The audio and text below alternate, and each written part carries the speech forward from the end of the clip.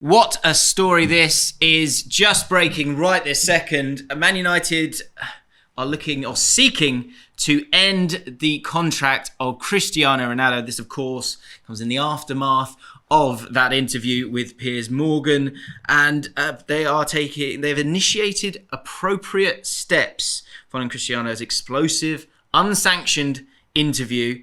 And sources are telling ESPN that they're seeking to terminate his deal, as well as potentially suing him for breach of contract. Nubaid, surprised?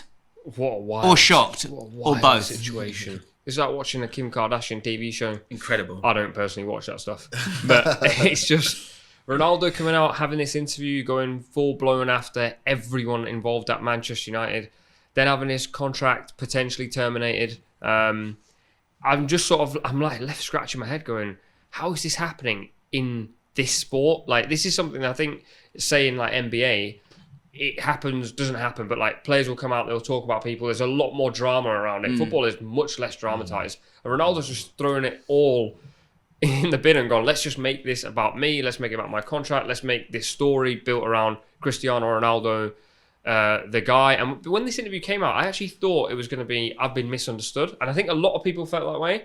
Then actually, like, the first clip we saw was of him saying, Ten Hag's disrespected me, so I don't respect him. And you're kind of left going, where are we going with this? Yeah, it's for North American fans of Football Forecast, they'll get the reference. It's like LeBron James' decision where you've just not read the room at all. Yeah. And then it's out of the Lukaku playbook as well, where you're talking ill of a club that still pay your wages.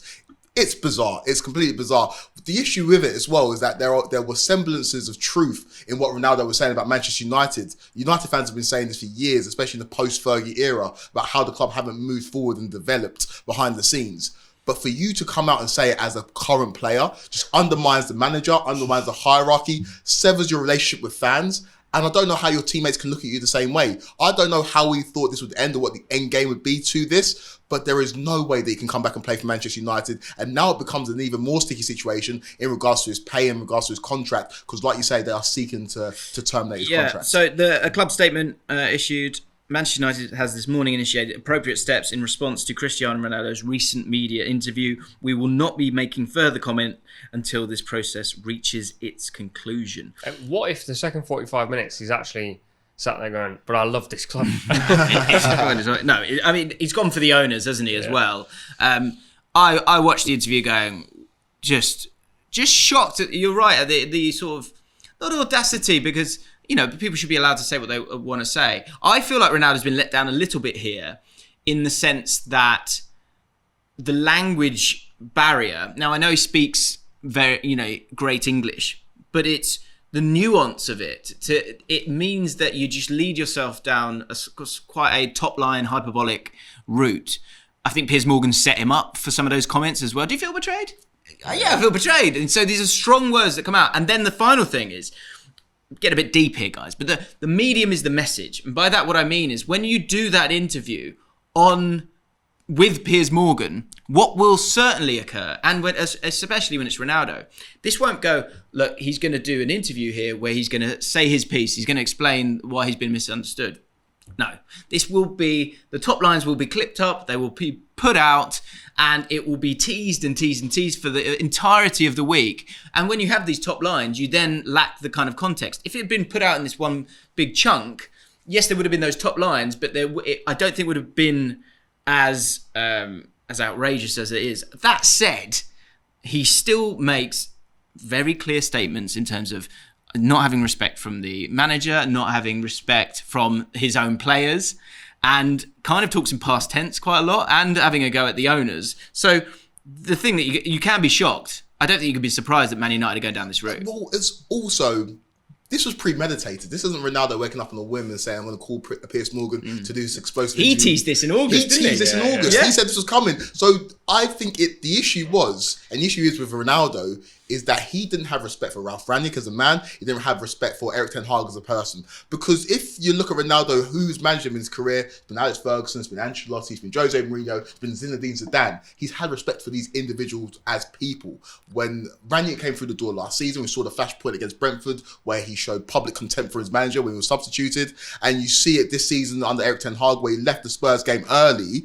He clearly doesn't respect them as people. So no matter how positive United's results would have been on the pitch, say United were top of the league right now, but Ronaldo wasn't playing, he would still have done this interview. It's all about brand Cristiano Ronaldo. I've been the biggest Ronaldo apologist for years and years and years, but this interview was totally unacceptable, and there's no wonder why Man United are looking to sever ties with him. The timing is definitely premeditated. There is no way Ronaldo's PR, the people around Ronaldo haven't seen what's going to get put out, because we're in this industry. Do you think he cares about the ripple effect of it all? I don't think he does. No, I don't think he does. I think what he cares about. I don't think he's hearing from PR. Yeah. I think he's just going, well, this is how I feel.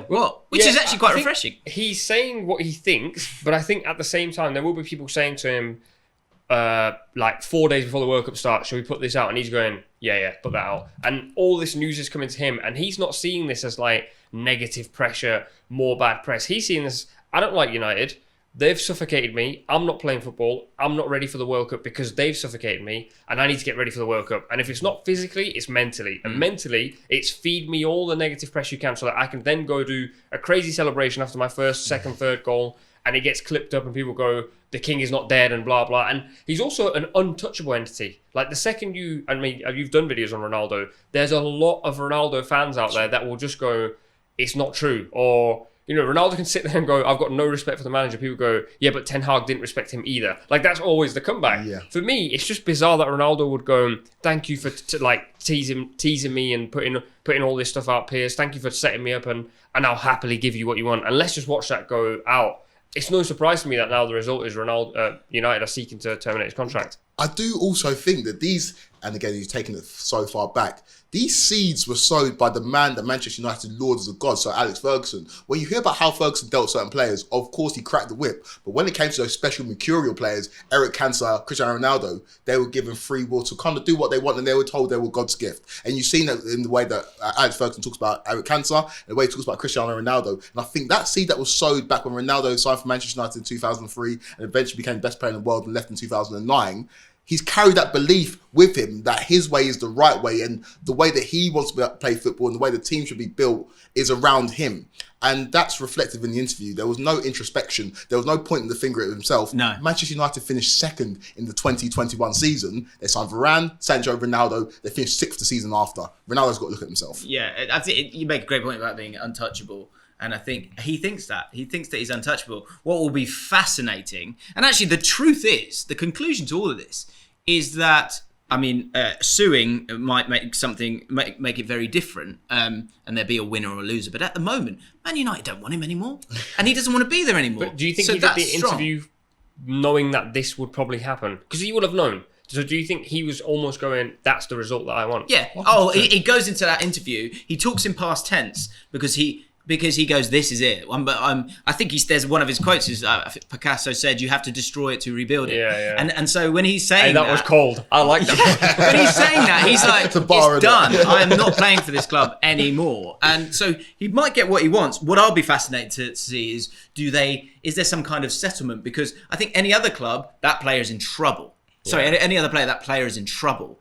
But there's a question here of who's bigger, Ronaldo or Man United. So that will be absolutely fascinating to see. I think they go into this with the intention of both parties go, I don't want to play for you anymore and we don't want you anymore. Fair enough. But then I think Ronaldo, he will be saying, I dare you to take me on. Because there is a feeling, even in the interview, there's moments where he goes, like, I made Manchester United in that period. And there's a feeling that he's going, without me, lots of things don't exist. And I think he will actually turn around and go, Let's go head to head then, because I think he's got nothing to fear, and I think for him, his end goal in football is to be the most talked about footballer. Even in the interview, actually, he says, I break records wherever I go. They follow me. I listened to that line and I thought, you sound like a rapper. What are you doing? Yeah. But like another one. There's a big feeling that I think he leaves and goes, let's take United down with me, and let's see what happens. It's main character syndrome, and we've known this about Ronaldo for so long. But we've got a World Cup on the horizon, and we know this is going to be fuel for Cristiano Ronaldo. And if he goes around, he drags Portugal to win the World Cup, I think the narrative quickly switches. If Manchester United are struggling in the league without Cristiano Ronaldo, he does exceedingly well in the World Cup. I do think we see public perception start to change, because as this interview's been released in its entirety, you've heard like little smidgens of people talking about Ronaldo in a slightly different light because we've heard the whole of the interview. So let's just wait and see. Fear him. He's coming. And when he's coming, it's scary. Thanks so much for watching ESPN on YouTube. And for more sports highlights and analysis, be sure to download the ESPN app. And for premium content and live streaming, subscribe to ESPN Plus.